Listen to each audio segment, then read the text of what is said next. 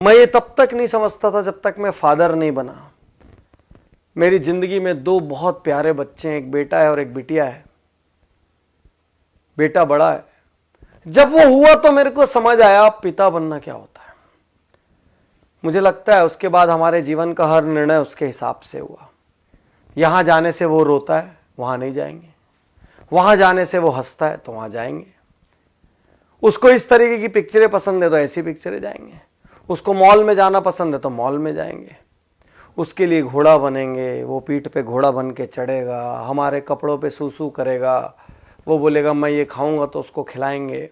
अपनी कोई जरूरत पूरी हो ना हो, अपनी इच्छाएं अधूरी रह जाए, लेकिन उसकी जो इच्छा हुई वो पूरी करेंगे। और मैं ही नहीं, मुझे लगता है दुनिया का हर माँ बाप अपनी सामर्थ्य में अपने बच्चे की हर इच्छा पूरी करता है। फिर बच्चे ऐसा क्यों करते हैं? एक दिन जब वो बड़े हो जाते हैं तो वो अलग घर बसाने की क्यों सोच लेते हैं? चलिए अलग घर बसा भी लिया, वो डिस्कनेक्ट होने की क्यों सोच लेते हैं? कोई पत्नी अपने पति के कहने पर, कोई पति अपनी पत्नी के कहने पर अपने माँ बाप को क्यों छोड़ देता है, जिसने पैदा किया, इतना बड़ा किया, एक एक दुख उठाया, हर सुख ही उनसे जुड़ा था। सच कहूं तो संतान होने के बाद माता पिता का जीवन ही नहीं रह जाता। संतान हंसता है तो वो हंसते हैं, और संतान रोती है तो वो रोते हैं। फिर बच्चे ऐसा क्यों करते हैं? एक पिता रात को बिस्तर पर लेटे हुए थे। उनका युवा बेटा जो कि कहीं नई नई जॉब पर लगा था, वो अपने टेबल पर काम कर रहा था। अचानक छत में कुछ खड़खड़ाने की आवाज आई। पिता ने उससे कहा, बेटा छत में कुछ आवाज आ रही है, देखो कुछ गलत ना हो जाए। बेटे ने कहा, पिताजी कोई बात नहीं, अब बैठिए, ऐसी बिल्ली बिल्ली होगी।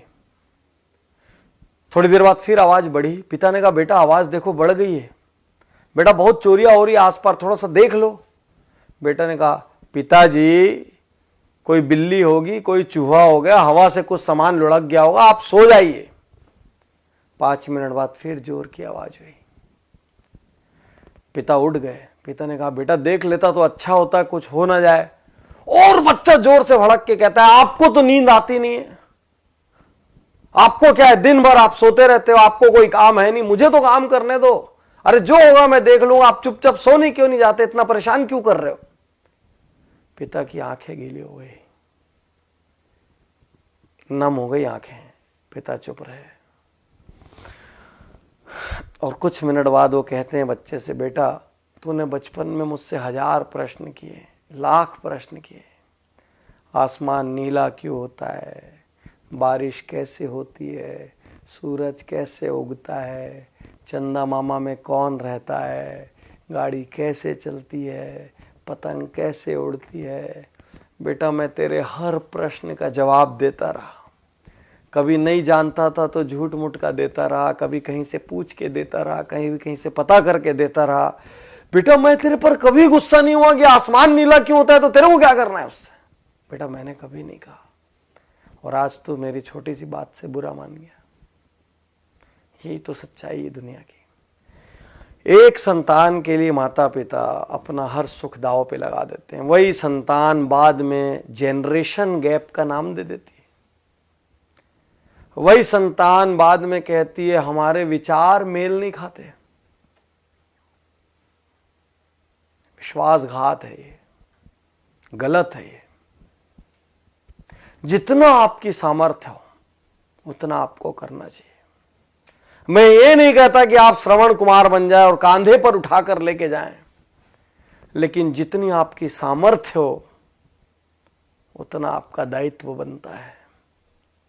और आपके माता पिता मॉडर्न नहीं है तो संकोच मत करिए। वो मॉडर्न इसलिए नहीं है क्योंकि वो उतने समृद्ध नहीं थे, उनके पास वो लग्जरीज नहीं थी, उनको इंग्लिश बोलना नहीं आता तो शर्म मत करिए, क्योंकि उस समय इंग्लिश मीडियम स्कूल नहीं थे, और थे भी तो उनकी क्षमता नहीं थी। क्षमता होती तो क्यों भला वो हल्के रहते। लेकिन आप ये तो सोचो कि उन्होंने आपके लिए क्या किया।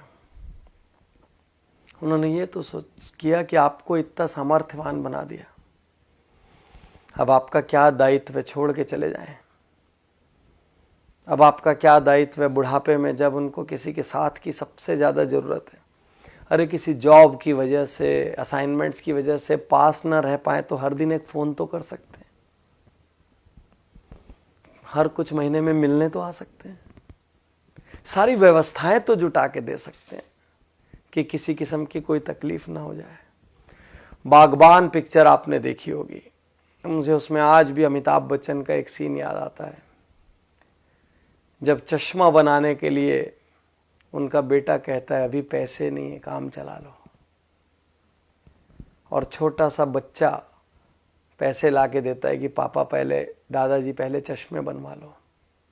आपके पास अपनी लग्जरी के लिए पैसा है, अपनी गाड़ी बदलने के लिए पैसा है, अपना बंगला बदलने के लिए पैसा है, नए इंटीरियर कराने के लिए पैसा है, मॉल जाने के लिए पैसा है, लेकिन माँ बाप की सेवा करने के लिए ना तो आपके पास पैसा है, ना तो आपके पास वक्त है। सिर्फ एक प्रश्न है, यदि आपकी संतान ने ऐसा किया तो आप क्या करेंगे?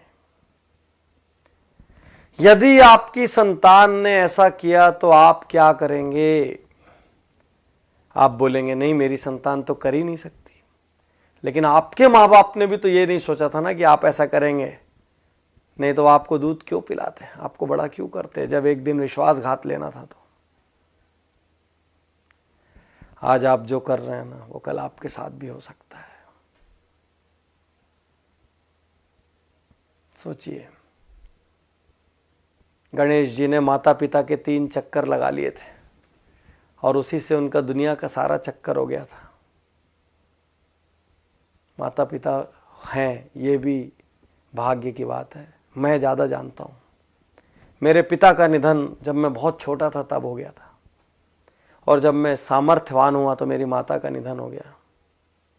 मैं सहानुभूति के लिए नहीं कह रहा हूँ, मैं दुर्भाग्यशाली मानता हूँ कि आज मैं जहाँ भी हूँ, जिस मुकाम पर भी हूँ, जितना सक्षम भी हूँ, मेरे घर में कोई बड़ा नहीं है वो बांटने के लिए, और वो कमी खलती है हर पल। आज आपके पास है तो ग्रांटेड मत लीजिए। आप किसी देश में जॉब कर रहे हो, किसी शहर में जॉब कर रहे हो, एक कॉल अपने माँ बाप को कर सकते हैं। 2 मिनट के लिए व्हाट्सएप कम कर दीजिए, उस दिन 5 मिनट के लिए फेसबुक मत देखिए, कर सकते हैं। अपनी सैलरी का कुछ हिस्सा बिना किसी स्वार्थ के आप अपने माँ बाप के लिए रिजर्व कर सकते हैं, बिल्कुल कर सकते हैं, हक है उनका, और उनकी सारी जरूरतें पूरी हो जाएं। मैं ये नहीं कह रहा कि आप सब कुछ अपना छोड़ के कर दें, वो तो संभव नहीं है इस युग में, लेकिन जितनी सामर्थ्य है बिना स्वार्थ के कर सकते हैं। आप पूछ के देखिए। और यदि आपकी संतान ने ऐसा कर दिया ना साथियों, तो याद रखना ये बीज आपका बोया हुआ है। याद रखना आप, ये बीज किसी और ने नहीं बोया है। हर किसी से मैं कहता हूं, अपने माँ बाप का बहुत आदर करो, क्योंकि आपकी संतान वही करेगी जो आपको करते हुए देख रही है। आप माँ बाप का अनादर करो और अपनी संतान से कहो मेरा आदर करना संभव नहीं है। आप माँ बाप के लिए कमजोर खाना खिलाओ, माँ बाप के लिए कमजोर बर्तन रखो, माँ बाप के लिए अलग व्यवस्था रखो, अपने लिए सुपर डुपर व्यवस्था रखो, वो भी संतान देख रही है। याद रखना, याद रखना। तो बहुत आदर करिए, रोज सुबह पैर छूइए। यदि आप साथ में रहते तो पैर छू के अपने काम पर निकलिए। हफ्ते में 1 दिन 2 दिन, घंटा 2 घंटा वक्त दीजिए, बिना बात बैठिए। हफ्ते में 1 आध दिन अपनी मम्मी की गोद में सिर रख के बैठ जाइए, बोलिए मेरा सिर पे आज मालिश कर दो, गप मार लीजिए जैसा मारते थे, वैसे ही खेल लीजिए जैसे बचपन में खेलते थे। हफ्ते में 1 दिन 2 घंटे तो बनता है यार, उतना बनता है, उन्होंने किया है उतना। कर सकते हैं, उनकी सुख सुविधा की व्यवस्था कर सकते हैं। साल में 4 ट्रिप अपनी घूमने जाइए, 1 ट्रिप उनको भी तो लेके जा सकते हैं। वो धर्म करना चाहे तो धार्मिक जगह पे ले जा सकते हैं, कहीं और ले जा सकते हैं, लेकिन ले जा सकते हैं ना।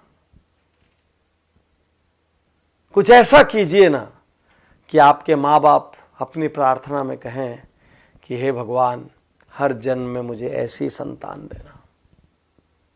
और आपकी संतान आपको देखकर कहे कि मेरे पापा मेरी मम्मी मेरे पापा अपने माता पिता का, मेरी मम्मी अपने सास ससुर का जिस तरीके से आदर सम्मान करती है, मैं भी वही करूं। यही तो संस्कार है। और क्या है संस्कार? जिसने आपको पैदा किया, जिसने अपनी पूरी जिंदगी होम कर दी आपके लिए, आप उसके नहीं हुए तो फिर आप किसके हो गए? तो साथियों, अब तक जो हुआ सो हुआ। कहीं कमी छूटी, गोली मारो, भूल जाओ। आज से शुरू कर सकते हैं। यदि अपना जीवन बनाना है तो अपने माता पिता से प्रेम करिए। यदि खुद आदर पाना है तो माता पिता का आदर करिए।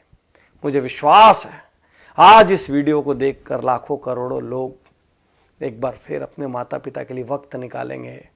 और इससे बड़ा उपहार मेरे लिए कुछ नहीं होगा। ये वीडियो मेरी जिंदगी की सबसे कीमती वीडियोस में से एक है।